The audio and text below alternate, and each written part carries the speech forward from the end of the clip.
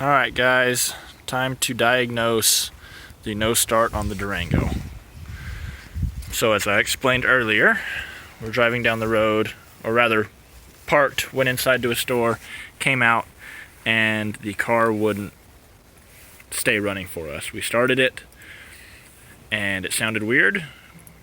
Moved for a little bit for us, but it didn't have any throttle response. It stalled, we coasted into a parking spot, and then it wouldn't stay running again after that. Now, if we try to start it,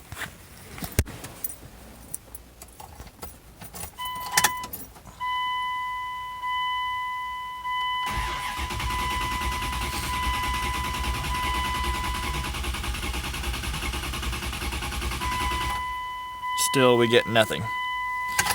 So, we've got to start looking and figuring out what we've got going on.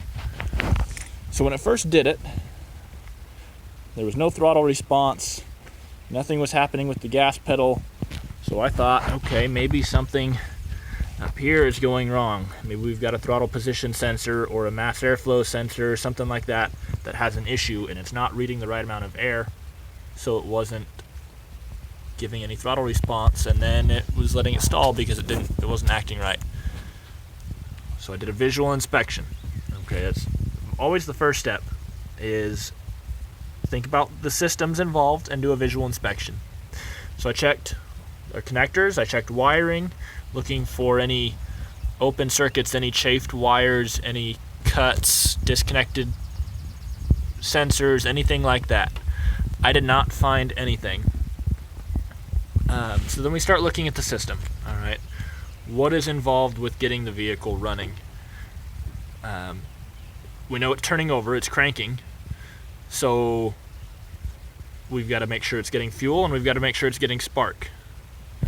So to check spark, you can come down here to your spark plug wires, disconnect the spark plug wire, and check for spark.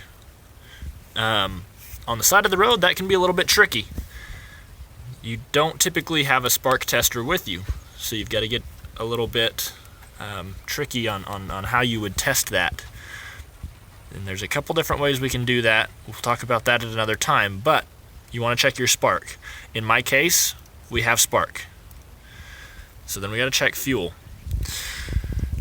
Right up here is a port that you can check your fuel pressure. It looks kind of like a tire valve stem. So if you push that little centerpiece in, you should have fuel come out of there. There should be pressure in the fuel rail at all times, but especially after you turn the key to on, it'll prime the car, and then when it's running, there should be fuel pressure. Your fuel pump is running, you should have fuel pressure there. So I checked that by pushing in that little valve.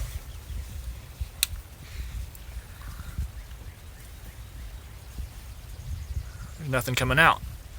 We were just turning the car over, the pump was going, or should have been going. We've got no fuel.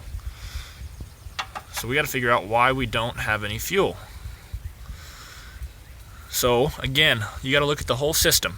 Think about the big picture. What is in the fuel system? Why would we not be getting fuel?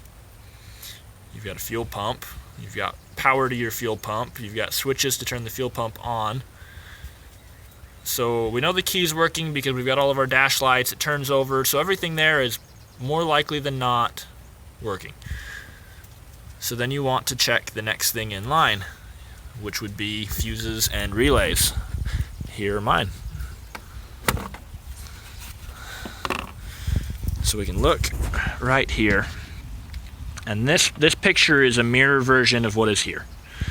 So look through all of our fuses and find the fuel pump fuse.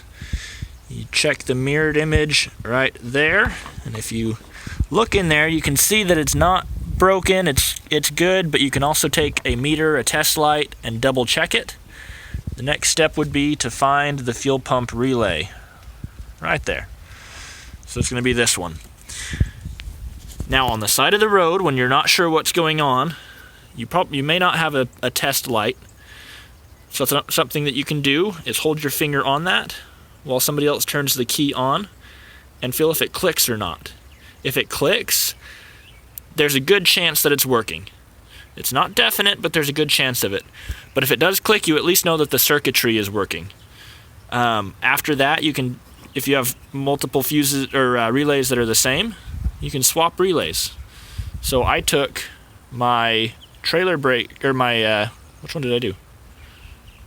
My AC clutch relay is the one that I switched with the fuel pump relay. So those two there. Because I can drive home without AC, but I can't drive home without a fuel pump. So I swapped those to see if that would work, if that would do anything, if it changed anything. It didn't, okay? So I knew that they were clicking, but it still didn't let the car start.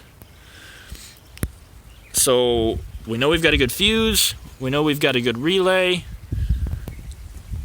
So the next thing to check would be to see if there's power at the pump. Unfortunately, in this case, the pump is in the tank, and the tank is underneath the car. All right, put fuel in there, it goes up underneath the car, up under there. So there's your fuel tank along there. So in this case, there's not a good way to check the power at the tank, or at the pump, without dropping the tank. So I went ahead and got a fuel pump. We're going to drop the tank today. And before I replace the pump, I am going to double check and make sure that there is power and ground at the pump, make sure the connector is good and not burnt, make sure everything is good there. But then, more likely than not, I'm going to be replacing the pump, because everything else is checking out good so far. So, to recap, looking at the diagnostic procedure, first, number one is always visual inspection. Think about the system, think about what it's doing and what it's not doing, and start looking for a potential issue. Check your connectors, check for leaks. If there is any type of fluid in that system that could be causing an issue, make sure that it's at the proper level and that it's not burnt or contaminated or mixed with some other fluid, anything like that. So check your fluids, do the visual inspection of everything. Obviously, if it's not related to your issue, then it's not something you need to look at for that issue, but always start with a visual inspection of the system. Then start breaking the system down and dive a little bit deeper.